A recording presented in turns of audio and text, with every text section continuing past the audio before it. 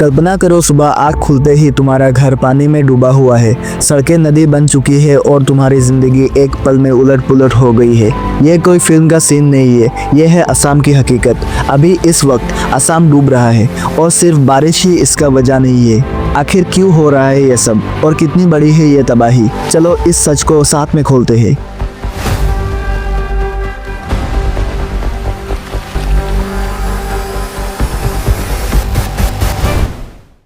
असम भारत के north east का दरवाज़ा, जहाँ की खूबसूरती और संस्कृति दुनिया भर में मशहूर है। लेकिन ये वही असम है जो हर साल एक पुराने दुश्मन से लड़ता है, फ्लड्स।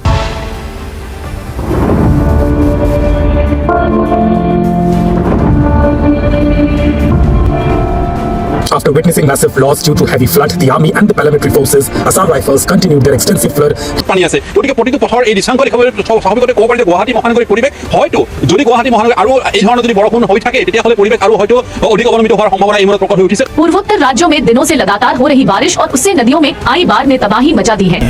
ब्रह्मपुत्र नदी जिंदगी देती है, वही नदी जब अपने किनारे तोड़ती है तो मौत बन जाती है। असम में फ्लड्स कोई नई बात नहीं, ये हर साल आते हैं, लेकिन हर बार नई तबाही लाते हैं। लेकिन क्या आप जानते हैं कि असम में फ्लड्स क्यों इतने खतरनाक होते हैं? ये सिर्फ बारिश की वजह नहीं होते, असम का जियोग्राफी ही ऐसा है कि फ्लड्स का घर बन गया है। ब्रह्मपुत्र और उसकी सहायक नदियाँ जो हिमालय और मेघालय के पहाड़ों से निकलती है, जब भारी बारिश होती है तो ये नदियाँ अपनी रास्ता बदल देती है, और जब ये होता है तो असम के 4 चपोरिस नदी के बीच के टापू सबसे पहले डूबते हैं। पर यह सिर्फ शुरुआत है।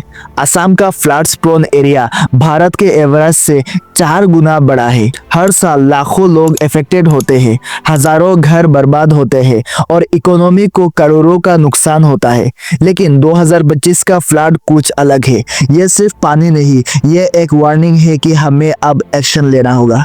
तो इस बार असम क्यों डूबा? क्या सिर्फ बारिश ही इसका वजह है? नहीं, बात उससे कहीं ज्यादा गहरी है। सबसे पहले बारिश में 2025 में असम में रिकॉर्ड ब्रेकिंग बारिश हुई। IMD के मुताबिक कुछ एरियाज में 200 mm से ज्यादा बारिश एक दिन में गिरी। ये नॉर्मल से कई गुना ज्यादा है, लेकिन ये सिर्फ एक ट्रिगर है। अब सोचो, जब इतनी बारिश होती है तो पानी कहाँ जाता है? नॉर्मली जंगल्स और वेटलैंड्स पानी को सोख लेती है, लेकिन असम में जंगल काट दिए गए हैं डेवलपमेंट के नाम पे। गुवाहाटी और दूसरे शहरों में अर्बन प्लानिंग का बुरा हाल है। ड्रेनेज सिस्टम पुराने और छोटे हैं जो इतना पानी हैंडल नहीं कर पाते। एक और बड़ी वजह है मेघालय के पहाड़ों से आने वाले पानी। मेघालय में भारी बारिश होती है और वहां से पानी और मिट्टी असम में गिरती है, और बंगाल में दामोदर वैली कॉर्पोरेशन के डैम से पानी छोड़ना, ये सब मिलकर असम को डुबाने का प्लान बनाते हैं। लेकिन सबसे बड़ी गलती है क्लाइमेट चेंज। ग्लोबल वार्मिंग की वजह से मॉनसून पैटर्न बदल रहे हैं। अब बारिश अनप्रेडिक्टेबल है, कब कितनी और कहाँ कोई नहीं जानता। अब ये फ्लड्स ज्यादा फ्रीक्वेंट और ज्यादा सेवर होते जा रहे हैं। असम इसका शिकार बन रहा है। 22 डिस्ट्रिक्ट में लगभग 5.35 लाख लोग अफेक्टेड हैं। हजारों गांव पानी में डूब गए हैं। गुवाहाटी जो असम का दिल है, सब जगह पानी भरा है। सड़कें बंद, ट्रैफिक रुक गए हैं और लोग अपने घर में कैद है। लेकिन बात सिर्फ पानी की नहीं, फ्लड्स के साथ आते हैं बीमारियां, डेंगू, मलेरिया और अब तो कोविड का भी खतरा है। स्कूल्स बंद है, बच्चों की पढ़ाई रुकी हुई है, फार्मर्स की फसलें बर्बाद हो गई है, जिनके लिए ये फ्लड्स नाइटमेयर है। एक और बड़ा इम्पैक्ट है डिस्प्लेसमेंट। लाखों लोग अपने घर छोड़ के रिलीफ कैंप में रह रहे हैं। वहाँ भी हालत अच्छी नहीं है, खाना, पानी, दवाइयों का कमी है और ये लोग कब तक वापस जा पाएंगे कोई नहीं जानता। दूसरी तरफ इंफ्रास्ट्रक्चर का नुकसान, रोड्स, ब्रिज और पावर लाइंस सब बर्बाद हो गए हैं। असम की इकोनॉमी जो पहले से ही कमजोर थी, अब और भी गिर गई है। फ्लड्स के बाद आने वाली लंबी बीमारियां और गरीबी का खतरा अभी शुरू भी नहीं हुआ। तो सरकार क्या कर रहा है?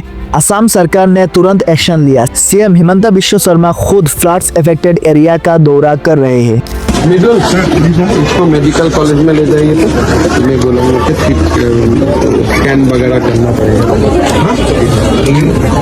अभी मैं एनडीआरएफ और एसडीआरएफ टीम्स लगाई गई है और 14,000 मेट्रिक टन चावल रिलीफ के लिए भेजा गया है। मिनिस्टर्स भी ग्राउंड पे है, लोगों की मदद कर रहे हैं, लेकिन क्या ये काफी है? शॉर्ट टर्म रिलीफ तो मिल रही है, लेकिन फ्लड्स का परमानेंट सोल्यूशन क्या है? असम कैबिनेट ने एक बड़ा कदम उठाया है। एम्बैंकमेंट मॉनिटरिंग कमेटी बनाई गई है, जिसमें लोकल लोग भी शामिल होंगे। ये कमिटीज एम्बैंकमेंट्स की देखभाल करेंगे ताकि फ्लड्स का खतरा कम हो। सेंटर ने भी अपना हाथ बढ़ाया है। जल शक्ति मिनिस्ट्री ने असम के लिए 271 वेल्थ लैंड्स को रिस्टोर करने का प्लान बनाया है, जिसकी लागत रेस 500 करोड़ तक हो सकती है। ये वेल्थ लैंड्स पानी को सोक करेंगे और फ्लड्स को कंट्रोल करेंगे। ये एक इनोवेशन आइडिया है, लेकिन कितनी इफेक्टिव होगी ये वक्त बताएगा। इस बार कुछ अलग है, लोकल लोग भी इस लड़ाई में शामिल हो रहे हैं। असम में ग्रास रूट्स लेवल पे फ्लड प्रिपेयर्डनेस कमेटी बनाई गई है, जिसमें गांव वाले अपना हाथ बटाएंगे। ये लोग अपने एरियाज के लिए अर्ली वार्निंग सिस्टम और एवोकेशन प्लान्स बनाएंगे। एक और बड़ा सोल्यूशन है एफोरेस्टेशन, जंगल्स को वापस उगाना ताकि पानी को नेचुरली कंट्रोल किया जा सके। एनजीओस और लोकल ग्रुप्स इस डायरेक्शन में काम कर रहे हैं, लेकिन ये सफर लंबा है। सरकार, लोग और टेक्नोलॉजी सबको साथ आना होगा, और आप जैसे व्यूअर्स भी इसमें अपना रोल निभा सकते हैं। असम का ये संकट सिर्फ असम का नहीं, ये हम सब का है। अगर ये कहानी आपके दिल को छू गई है तो रुकना मत, रिलीफ के लिए मदद करो, एनजीओस को डोनेट करो, आवाज उठाओ और सरकार से बड़े कदम उठाने को कहो। सोशल मीडिया पे शेयर करो ताकि ज्यादा से ज्यादा लोग जान सके। एक साथ मिलकर हम असम को बचा सकते हैं। ये था असम का फ्लड क्राइसिस, एक सच जो छुप नहीं सकता। अगर ये वीडियो आपको पसंद आया है तो सब्सक्राइब करो और मेरा साथ दो। असम को भूलने मत देना। चलो मिलके कुछ बदले। तो चलिए दोस्तों, उम्मीद है आपको वीडियो पसंद आई होगी। वीडियो अगर पसंद आई तो वीडियो को लाइक कर दीजिए और चैनल पे नए तो चैनल को सब्सक्राइब कर दीजिए। तो चलिए दोस्तों, मिलते हैं कोई अगली वीडियो में, तब तक के लिए खुदा हाफिज, जय हिंद।